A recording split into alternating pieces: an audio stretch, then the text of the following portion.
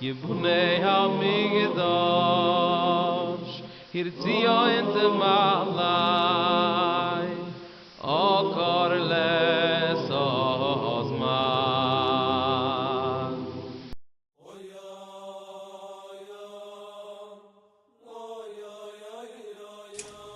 Listen carefully. You wake up every day in a world that's chaotic. Disputes, obligations, noise, people pulling at you from every direction. You feel the weight of it all pressing down, just like Moses in the wilderness, judging from morning until night, trying to carry an entire nation on your shoulders.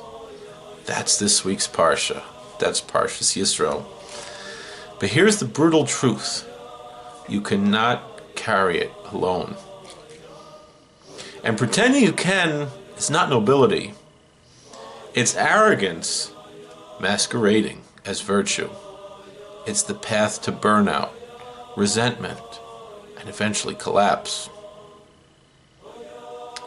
Jethro, Moses' father-in-law, an outsider, a Midian priest, sees what even Moses himself couldn't see at first. He watches his son-in-law drowning in endless judgments and says quite plainly, "What you're doing is not good." Lo, tov, the same words God used when he said to Adam that it's not good for man to be alone. You think you're strong because you're doing everything yourself? No, you're weak. You're refusing the structure that would make you truly powerful. And so Jethro tells Moses, delegate. Appoint capable people, men of truth, who hate bribery, who fear God. Build a system. Bring order out of the chaos. Free yourself to do the one thing only you can do. Ascend the mountain. Bring the divine down to the people. That's lesson number one. Take responsibility for building order in your life. Stop romanticizing exhaustion. Humility isn't weakness. It's the prerequisite for real strength. Admit you need help. Build hierarchies of responsibility around you. Family, friends, mentors, community. Stop trying to be everyone's savior. You're not God. You're human. And humans who refuse to delegate become tyrants to themselves and burdens to others. But the Torah reading doesn't end there. It moves to Mount Sinai, the mountain. Thunder, lightning, smoke, the shofar blast, and God speaks. The entire nation hears the Ten Commandments, not through intermediaries, but directly. I am the Lord thy God who brought you out from the land of Egypt. No other gods, no idols, no vain use of my name. Remember the Sabbath? Honor thy parents. Don't murder. Don't steal. Don't commit adultery. Don't covet. Why does this matter to you today in your messy modern life? Because at Sinai, chaos met order in the most radical way possible.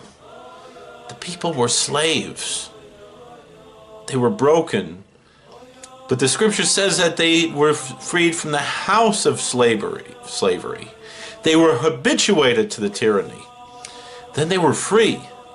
But freedom without structure is just another chaos. As our sages say, no one is truly free but the one who engages in Torah. And so God gives them the framework. The framework is voluntary submission to something higher than yourself. That's the psychological and spiritual key. You must voluntarily shoulder the highest responsibility. Not because you're forced, not because you're scared, but because you choose to align yourself with the divine order. Look at the first two commandments. I am the Lord thy God. Have no other gods before me. That means stop worshiping substitutes. Stop making career, money, approval, anger, pleasure into your ultimate concern. Those are false idols. They promise freedom, but they deliver slavery. Rather, use those to serve that higher purpose of serving God, and then they are useful. After that, we have no graven images. Don't reduce the highest things to something small and controllable. The moment you think you've got God, life, morality figured out in a neat little box, you've lost it. The Ten Commandments aren't just rules. They're the architecture, the archetypes of a meaningful life. They tell you aim upward. Speak truth. Honor what came before you. Protect life.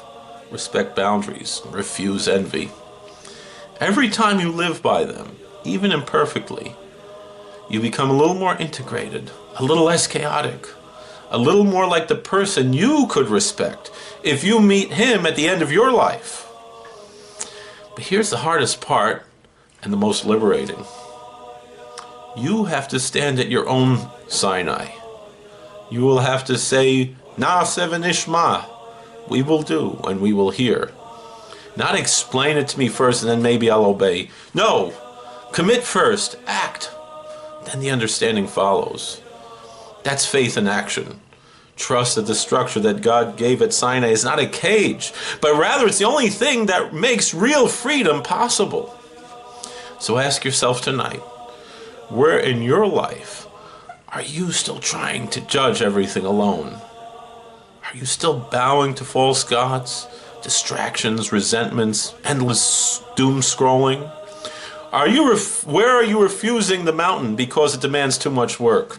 Get up, build the order, delegate what must be delegated, then turn toward the voice that calls from the smoke and fire. Because the world needs people who have voluntarily chosen responsibility. People who know that true power isn't dominating others. It's mastering yourself under the gaze of something eternal and setting yourself and others free. That's what this week's Torah portion offers you. Not comfort, but transformation, if you're willing to pay the price. We hope you enjoyed this content. This channel has over 5,000 videos, including Torah commentary, podcasts, footage of Jewish and historical events, and much more. We are sure you will find more videos you will enjoy. Please like, share, subscribe, hit the bell button, and comment. Rabbi Kulikowski often makes videos based on questions in the comment section, so you might have a video made just for you. By helping this channel grow, you are helping to spread Torah. God bless.